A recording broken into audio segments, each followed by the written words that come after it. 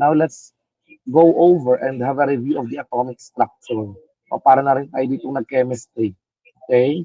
Now, a popular model of the atom is called the Bohr model. Although Bohr model is the transition from the classical model to the present-day model acceptable today called the quantum mechanical model. Although Bohr model applies some concepts of quantum mechanics, it is not the most accurate model. However, this Bohr model is kilometers apart from its predecessor na hindi ko na i-discuss. Alam naman natin yung model ni Rutherford. That's the planetary model of the atom. No? Ernest Rutherford discovered that the atom has what you call the nucleus. No?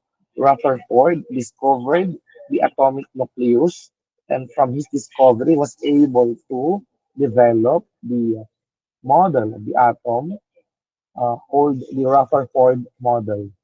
In the model of Rutherford, the atom has a central uh, part called the nucleus, which he described to be very tiny, yet extremely dense. And in the region surrounding the nucleus, there are negatively charged particles, which we call electrons. So before the discovery of the nucleus, electron has already been discovered by whom? Sino ba ang nakadiscover na may mga electrons? O review lang. Sino ang nakadiscover na may electrons? Answer. J.J. Thomson. Digital. Yes, that's correct. It's John Joseph Thomson, no, a British physicist who won the Nobel Prize sometime in the early 1900s for his discovery of the electron. Now, after the discovery of the electron came another important breakthrough in atomic physics. That's the discovery of the atomic nucleus by Rutherford, from which he was able to develop the Rutherford model of the atom. As I have mentioned, in the Rutherford model, the atom is viewed as a neutral particle containing a positively charged nucleus that is extremely tiny, thousand times smaller than the atom itself. However, extremely dense. Okay, that's how Rutherford described the nucleus. And again, the nucleus, according to Rutherford, has a positive charge. Now, because the atom is neutral, there has to be some negative particles there, right? Yes, of course, those are the electrons. No? So tama, nababalance ng positive na nucleus yung negative na electrons. So yung magnitude ng negative electrons, kung gaano karami yon, equal ang magnitude ng nucleus. Equal positive charge. That's why, or that explains why, the atom is neutral. Okay, now that was the model of Rutherford. However, during the early 1900s, this model doesn't seem to work anymore. Why? Because there have been observations, experimental observations, which can no longer be described by the prevailing classical model of the atom, which during that time is the model of Rutherford. No? So if this phenomenon is observable, then it must be real. But considering the model that we have, it cannot really explain why these observable phenomena are taking place. So how do we reconcile that? If something observable cannot be explained by a model that we believe in, then there must be something wrong with the model. That is why scientists at that time tried to develop a new model based on a newly developed branch of physics called the quantum physics. A popular scientist at that time is German. You might know him. He is Max Planck. Siya ang nagpauso ng Plancking. At napakaganda lang abs ni Max Planck. I saw it one time when he took off his shirt. I was in his office. Okay. Max Planck discovered something which he himself cannot believe. Can you imagine that? But of course, that's theoretical. No? That's theory. And according to theory, this happens. No? But Max Planck himself had a hard time believing what he was proposing. So, yun yung pinagsimulan ng tinatawag nating quantum physics. No? Yung tinatawag natin na quantum theory, which he developed in the year 1900. Okay? What is the central concept in quantum theory? Okay, let me give you a summarized one sentence explanation of quantum theory. According to quantum theory, atoms emit energy in discrete amounts. Napakasimple, di ba? Pero baka hindi mo naunawaan because of the word discrete. No? Ano ang ibig sabihin ng atoms emit energy in discrete amount? Napakasimple. No? Um, there is what you call the tiniest amount of energy. Yun yun. Yun yung discrete. Buo. Parang halimbawa, sa isang tindahan, lahat ng tinda sa isang tindahan, multiples ng piso. So ano ang pinakamura? 'Di ba? Ang pinakamurang tinda doon, tig piso. At lahat ng ibang tinda, multiples ng piso. So ang sunod sa piso, 2, 3, 4, 5, 'di ba? Walang tinda doon na 150 kasi may putal yun. Yun ang ibig sabihin ng discrete, buo, which was during that time very revolutionary because before quantum theory, they believe that energy can exist in any amount. Yun ang paniniwala ng classical physicists. Energy can exist in whatever amount possible. But in the discovery of Max Planck, that is not true. Because when atoms emit energy, they emit energy in discrete amounts. There are only permissible amounts of energy. And there is what you call the smallest energy that can be emitted. That is what you call the quantum of energy. So a quantum of energy is the smallest amount of energy that an atom can emit. That is the central concept in quantum theory. Now, Bohr, no, who is a very brilliant Danish physicist, incorporated that model or that concept in his model. No?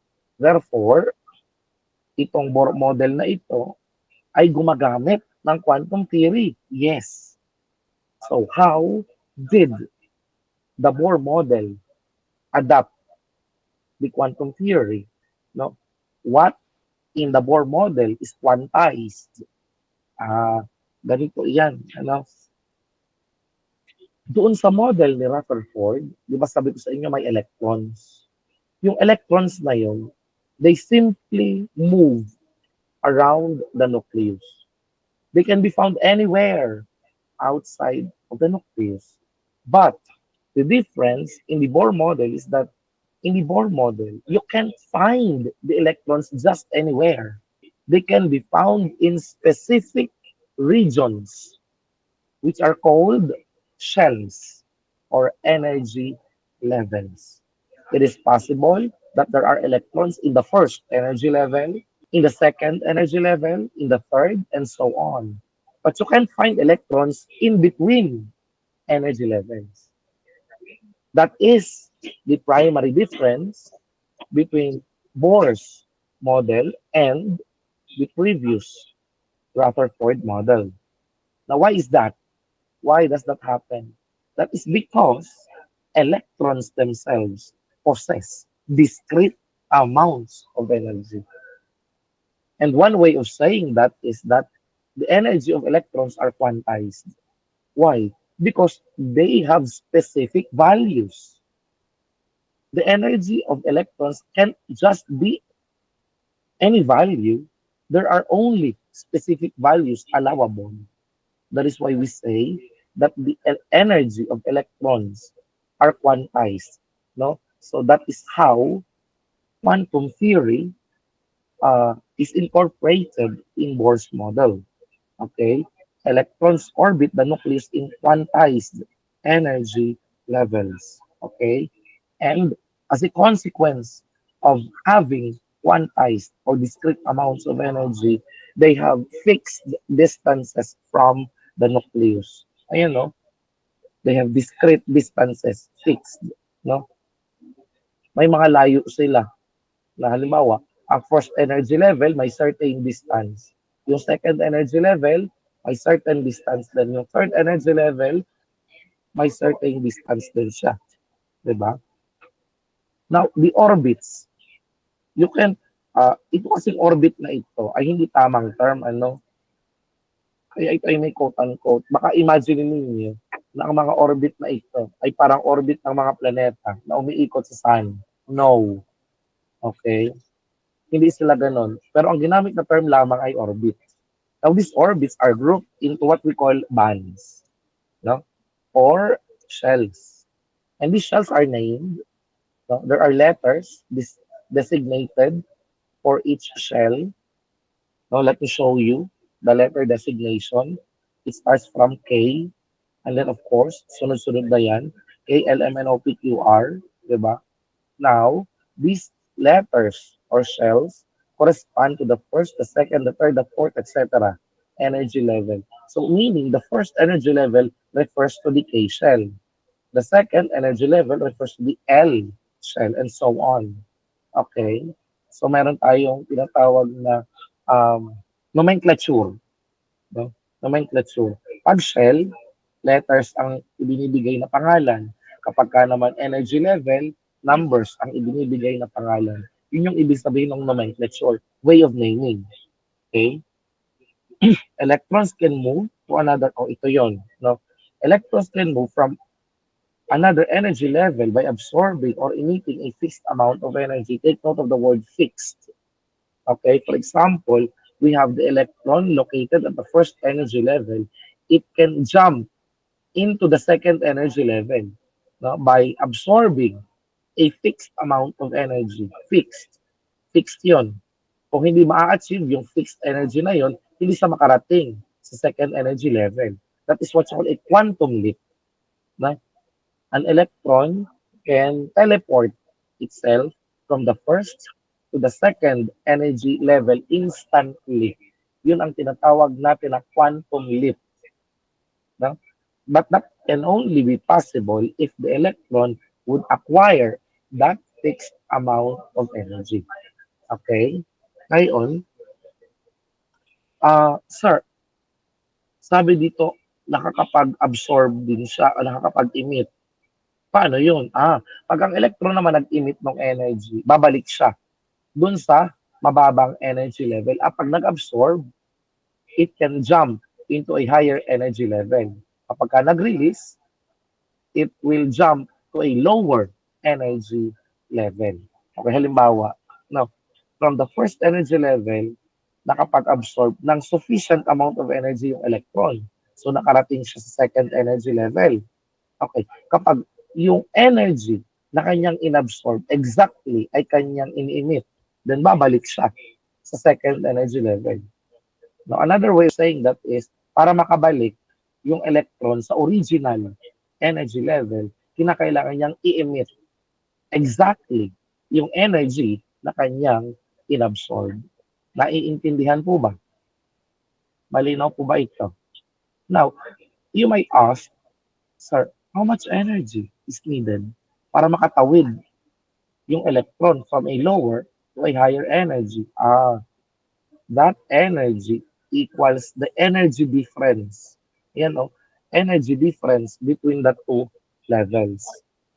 Sir, gaano po ba kalaki yung taglay ng energy level sa isang o taglay na energy ng isang electron sa bawat energy level that is given by this formula. No? The energy of an electron at the nth energy level is given by this negative 13.6 over n squared electron volts. No? Negative po ito. Sir, anong ibig sabihin ng negative? Negative sign indicates that the electron is bound to the atom or to the nucleus. It is bound to the nucleus. Therefore, hindi siya free. Diba? Alam naman natin may free electron. So kung yan ay hindi free, we describe it as a bound electron. So a bound electron is bound to the atom. And an electron bound to the atom has a negative energy. Okay? That is the convention. Now, for example, gaano kalaki yung energy na kinakailangang ma-absorb ng isang electron sa first energy level para siya ay makarating sa third energy level. Diba? Madali lang yan. I-delta E. Yan yung kailangan niya ma-absorb. Equal yan sa negative 13 over NF squared minus negative 13 over Ni squared. No? So, ano po ba yung final? Di ba siya ay pupunta sa third energy level? O, edi magiging negative 13 over 3 squared is 9. This is 13.6, I'm sorry. 13.6 po yan. Minus minus is positive. We have 13.6 over 1. Kasi galing siya sa first energy level. So pag kinompute natin yan, okay, compute nyo sa calculus, magkano ang lalabas? So we have 13.6 minus 13.6 over 9.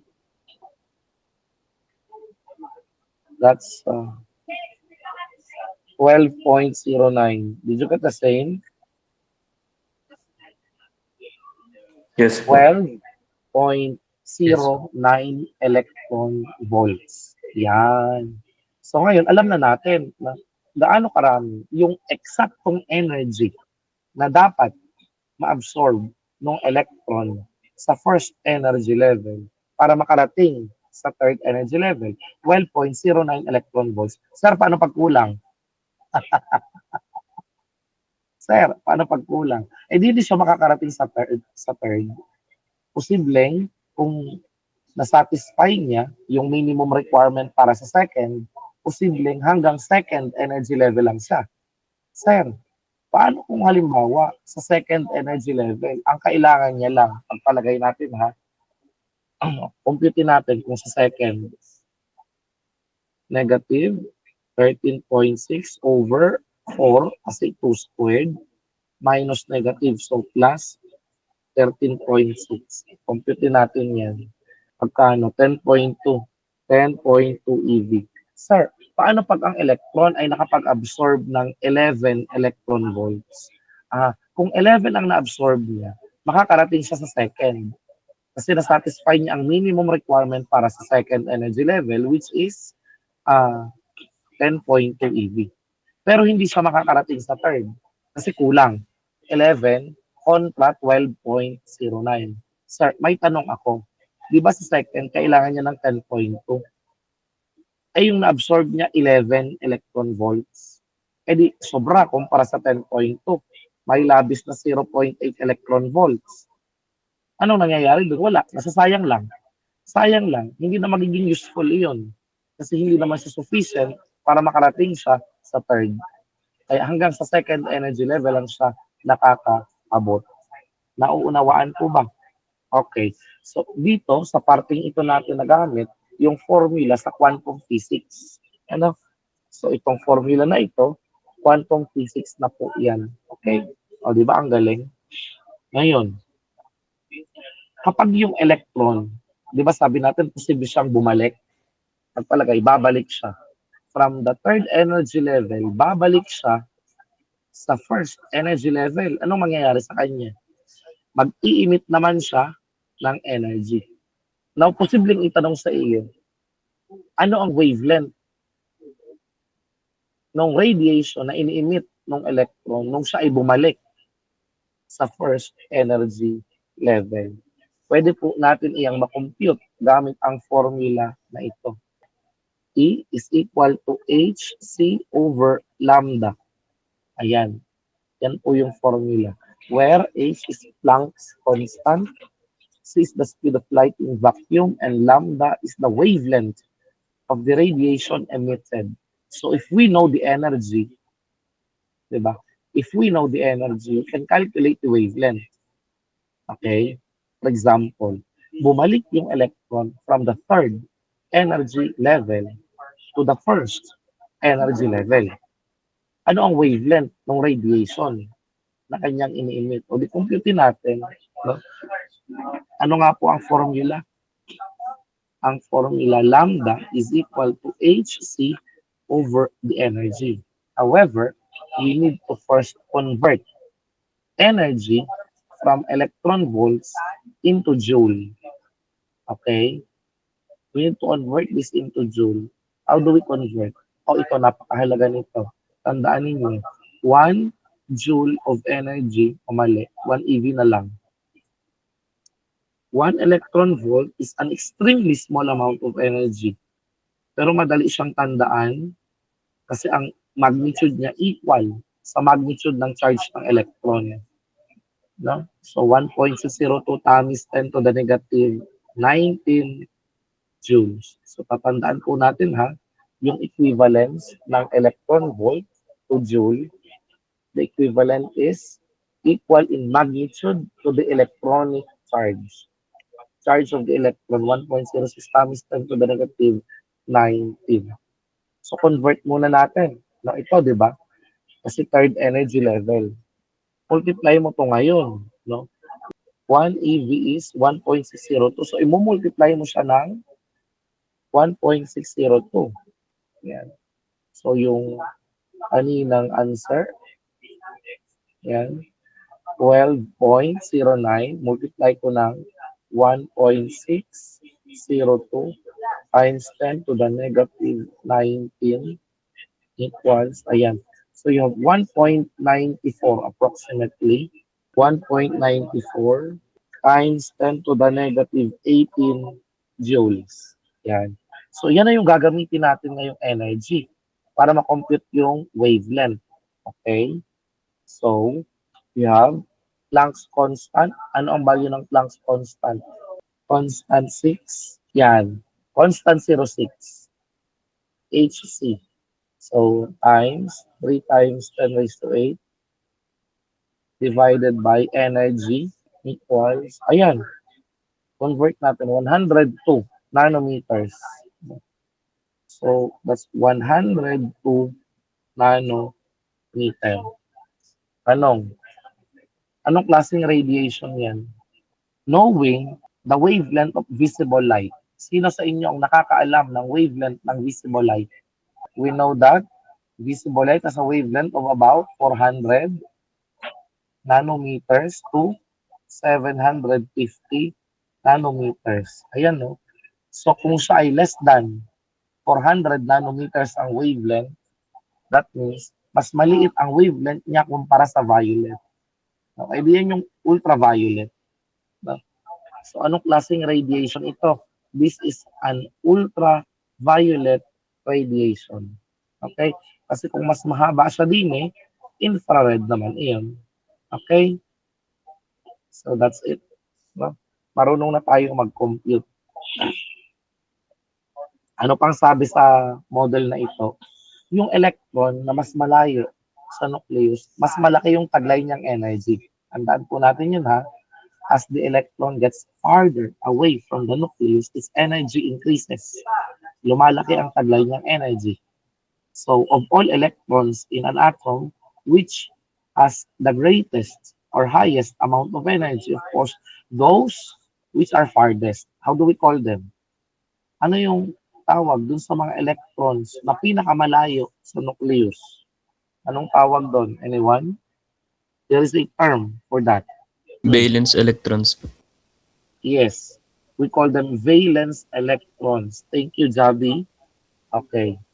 Electrons found in the outermost shells are called valence electrons. And what's important about valence electrons?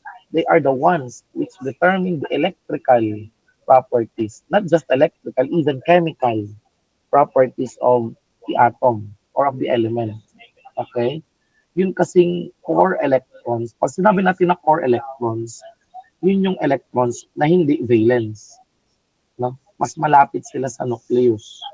They don't participate in chemical reactions. No? Ano lang pong electrons ang nagpa-participate sa chemical reactions?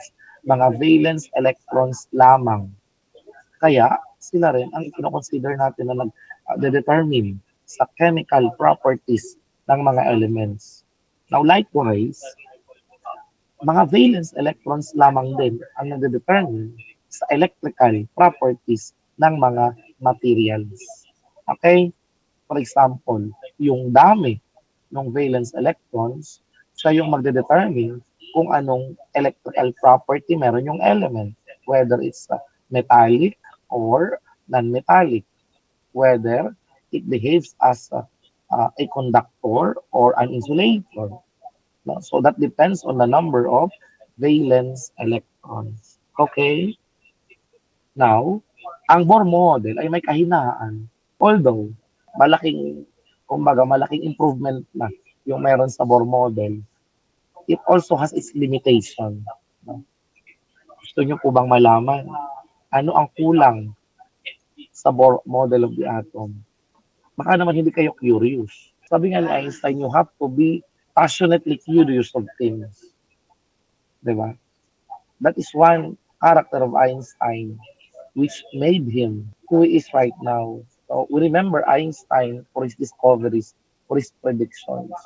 But how was Einstein able to think all of those things that his contemporaries were not able to think of? He was passionately curious about things. That set him apart from all the others. That's why if you want to be like him, you have to be passionately, insanely curious. Okay? Now, are you curious about the imperfections of the Bohr model? The answer is this. Bohr model applies only to hydrogen. Diba? Kung mababasa mo yun, no? Bohr, diba nakalagay dito? Diba? Bohr model of the hydrogen atom. So that means it only applies to hydrogen. But of course, how about all the other elements? How will you describe the behavior of electrons in all the other elements? That is where the Bohr model fails. It fails to accurately describe how electrons behave in other elements apart from hydrogen. So dito pumasok ang tinatawag nating quantum mechanics. So ano ang ginamit ni Bohr at in-incorporate na sa kanyang model para sa ay makamove on sa classical model ng atom? Gumamit siya ng tinatawag na quantum theory.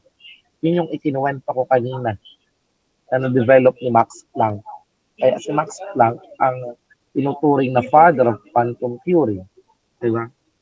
However, quantum theory alone is not enough. No? Yung quantum theory ni Planck, yun ang sinasabi natin the first quantum theory. First quantum theory. However, there is a second quantum revolution. There is a second quantum revolution which occurred in the 1920s. And some prominent personalities, including the names of Heisenberg, Erwin Schrödinger, of course, Einstein is still there. You know, Niels Bohr was still there. But of course, there are some new players. Dirac, Pauli, de Broglie, diba? Max Born. These are prominent personalities who helped us get into the second quantum revolution of the 1920s, which gave us the quantum mechanics that we know today. O, di ba? Ang galing mo, nakikita natin yung evolution from classical physics to quantum physics and to the second quantum revolution which gave us quantum mechanics. Now, in quantum mechanics, what's the difference? What's the primary difference uh, between the Bohr model and the quantum mechanical model?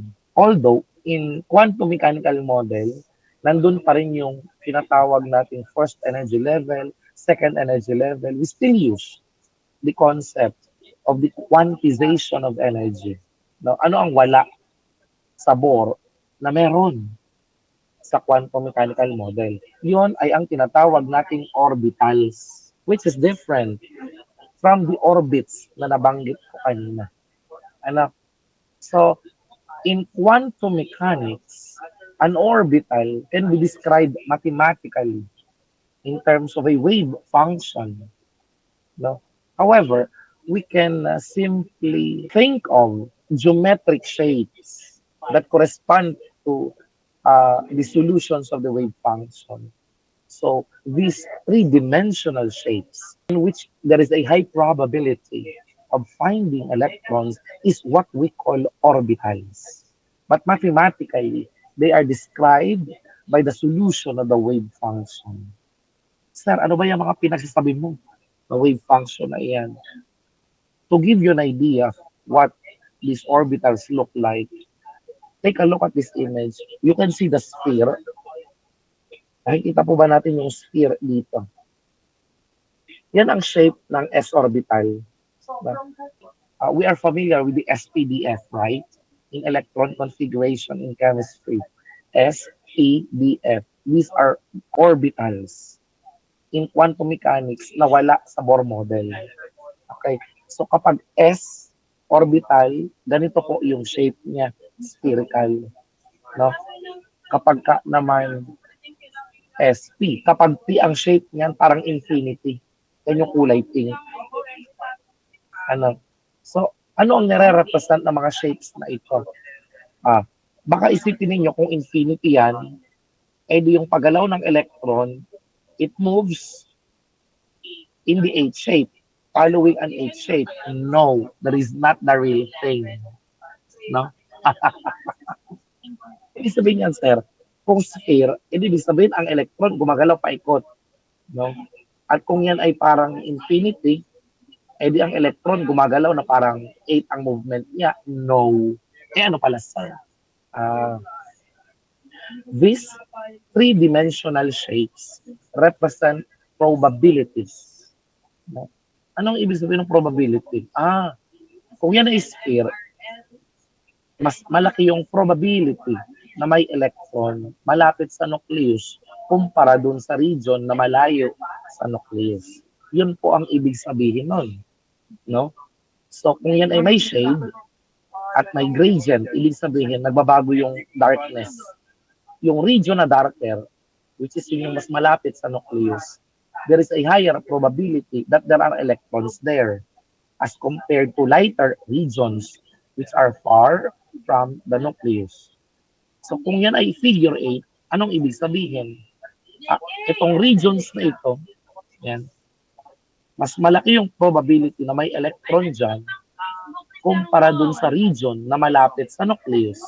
Yun po ang ibig sabihin. Kaya itong concept ng orbital na ito ay medyo abstract. Kasi baka isipin natin yung shape, ganun ang movement ng electrons, but they are not. This actually refers to probabilities. These are geometric interpretations of probabilities. No? Na si Einstein mismo hindi niya matanggap sa sarili niya. Alam niyo, nung nauso ang quantum mechanics noong 1920s, si Einstein ang isa sa mga taong hindi naman nag-oppose. Ang sinasabi niya lang is, hindi ko naman sinasabing mali. Nagtagalog si Einstein, narinig ko, sabi niya, hindi ko naman sinasabing mali ang quantum mechanics. As sa akin lang is, it is not yet a complete theory. There is something missing because he cannot really believe that the behavior of things at the quantum level is highly probabilistic. Sabi nga ni Einstein, I'd like to believe that the moon is still there, although I'm not looking at it. Diba? Kung ako ay hindi nakatingin sa mamayang gabi, lumitaw ang buwan, nakita mo na sa langit, pero nasa loob pa ng bahay, pag ikaw ba ay pumasok sa loob ng bahay at hindi ka nakatingin sa buwan, mawala ba yung buwan sa kalangitan? Hindi. It's still there. Diba? However, that is not the case in the quantum world, my dear students. In the quantum world, if you are not looking at an electron, the electron can be anywhere. That is how the quantum world works. It is so bizarre, no? That our minds will blow. Parang maano ka at tawag dito, it will blow your mind away to think that in the quantum world, if you're not looking at the electron is everywhere. But if you look at it, it's there. But if you're not looking at it, it's everywhere. Can you imagine kung gano'n din ang buwan? That's why Einstein was quoted saying, I'd like to believe that the moon is up there in the sky even though I'm not looking at it. That is how bizarre quantum mechanics is. And up to now, no one really understands quantum mechanics. Even the best of physicists doesn't really understand quantum mechanics. If someone can claim that he really understands quantum mechanics, then that one will probably earn the Nobel Prize. Because even the brightest of physicists does not really understand quantum mechanics if you study it to its core. But the real thing is every experiment performed by scientists in quantum mechanics is always confirmed by the mathematical theories that support it. Anong ibig sabihin nun? Yung theoretical background, theoretical framework na meron ang quantum mechanics, lahat ng experiment na ginawa ng mga scientists, lahat nagko-conform sa theoretical. That is why, up to date, quantum mechanics is the best theory that man-made has ever developed. Of course, according to great scientists. It can rival that of the relativity formulated by Einstein. And up to now, these two ideas, no, the two most fundamental branches of physics, no, quantum mechanics and general relativity, hanggang ngayon, hindi pa ito nare-reconcile. That was the, uh, uh, the lifelong wish of Einstein before he died. He wanted to develop a theory that unifies all of physics. That is what he called the grand unified theory, which of course didn't happen until he died. And up to now, there is no unifying theory of physics because the scientists, even the greatest of them, cannot really, how do you call this, cannot unify the two conflicting ideas of quantum mechanics and general relativity. The quantum mechanics that governs the smallest and general relativity that governs the largest in the universe. Siguro kung isa sa inyo will be bright enough to find a unifying theory, ma-awardan ka ng Nobel Prize. So sir, today, what is our best shot in unifying the laws of physics? Uh, may mga theories dyan, yung tinatawag natin string theory. No? Yung string theory, isa yun sa mga solution. However, there is no way for us to test string theory. Another is the loop quantum gravity. Isa yan sa mga popular suggestions para ma-unify natin. No? Ang sabi nila, i-quantize natin yung gravity para ma-unify ang quantum theory, ang quantum mechanics, at ang general relativity which governs gravity. Okay? Ang tawag doon, quantum gravity. No? May loop quantum gravity. Ang sabi naman ng Nobel Prize winner, nagsismisan ko lang ng isang araw, ang sabi niya, it would be improper to quantize gravity. Why not gravitize quantum mechanics? Di ba? Pinipilit nating i-quantize ang gravity. Why not do the other way? Sabi niya, i-gravitize natin yung quantum. Baka sakali, mayu-unify natin yung contrasting ideas ng quantum mechanics at saka relativity. Now, electronics pala yung ating topic, lumayo na tayo. Anyway, naikwento ko lang kasi very interesting talaga ito. If you are uh, very interested in the field of science, then you must be aware, no, of the most fundamental theories that describe our universe. Again, we have quantum mechanics at the subatomic level and the general relativity that governs the theory of gravity. Okay. Now, we owe uh, the mathematics that describe quantum mechanics is credited to Erwin Schrödinger. No? Erwin Schrödinger is a very brilliant Austrian physicist who happened to be one of my students, Charis, in my 50th lifetime. Okay. So, if you are familiar with Schrödinger's cat, no, is the cat alive or dead? Doon sa kwento ng Schrödinger's cat, buhay ba yung pusa o patay yung pusa? Diba? So, yun yung Schrödinger's cat. No? So, may paradox kasi doon sa Schrödinger's cat paradox. Anyway, anong ginawa ni Erwin Schrödinger? Siya ang nag-formulate ng tinatawag nating wave equation. No?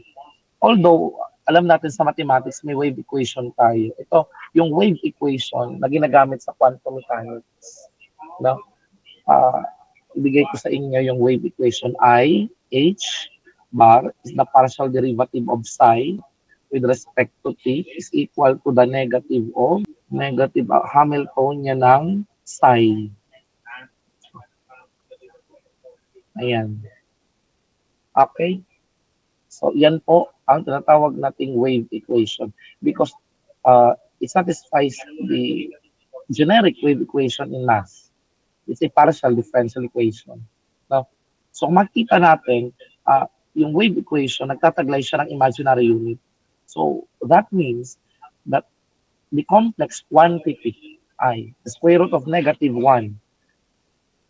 underlies the fundamental concept of reality.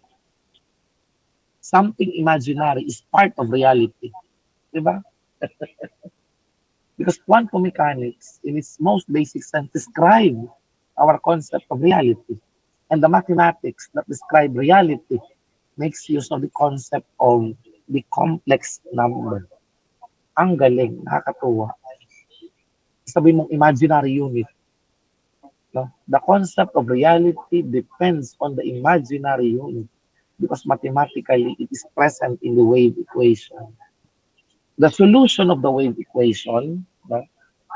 Dito na yon, psi of xt, for example. Because the wave is a function of both position and time. Kung ano man ang wave, yung amplitude niyan, in-square mo, no? Yon ang magbibigay sa atin ng probability of finding an electron in a specific region of the atom, no? Again, let me just give you an idea of how probabilities work here. Yung solution ng wave equation, ito yon, ang tawag natin doon wave function. Yung magnitude ng wave function, pag in-square mo, that is numerically equal to the probability of finding an electron in a specific region of the atom. Okay? So another important fact about the wave function is that it describes the position and the energy of electrons in an atom. So yan yung wala yung Bohr model. No? Ang Bohr model hindi gumagamit ng wave equation. Wala pa siya nun. Kasi nung nauso ang Bohr model, wala pang quantum mechanics. Ang wave equation na na-develop ni Schrödinger ang kinagsimulan ng quantum mechanics. So yung quantum na meron nung time ni not Maxwell, ni Planck, quantum physics pa lang po ang tawag doon. That's the first quantum revolution. The second quantum revolution in the 1920s gave us quantum mechanics. Now, another important fact that quantum mechanics tells us is that electrons do not orbit the nucleus. Baka akala mo, ang mga electrons ay parang mga planetang umiikot sa araw. No, it's not true. The electrons are always in motion. They move randomly, but they don't necessarily revolve around the nucleus. In the same manner, the planets revolve around the sun. Next, the location of electrons is described in terms of probability. Ito na nga yung sinasabi ko kanina. Ano yung probability na makikita ang electrons sa isang region ng atom that is equal to the square of the magnitude of psi, wherein psi is the solution of the wave equation. No? Nilagyan natin ang absolute value to get its magnitude. You square the magnitude, you get the electron probability distribution or the PDF, the probability density function. Okay? Now, itong orbitals na ito, yung sinasabi ko sa inyo kanina, these are 3D, three-dimensional regions around the nucleus with a high probability of finding electrons. Napaliwanag ko na yan. Ano ang nire-represent ng shapes? They represent probabilities rather than paths. So kung yung region mas malaki, that means mas malaki yung probability na doon ay may electron kumpara doon sa regions na mas maliit yung shape. Yun po ang ibig sabihin nun. Okay. So now, napahapyawan natin yung quantum theory dito. No? Nabigyan ko kayo ng magandang istorya at nabanggit ko rin yung mga mahahalagang tao behind the development of the quantum mechanics which gave us the quantum mechanical model.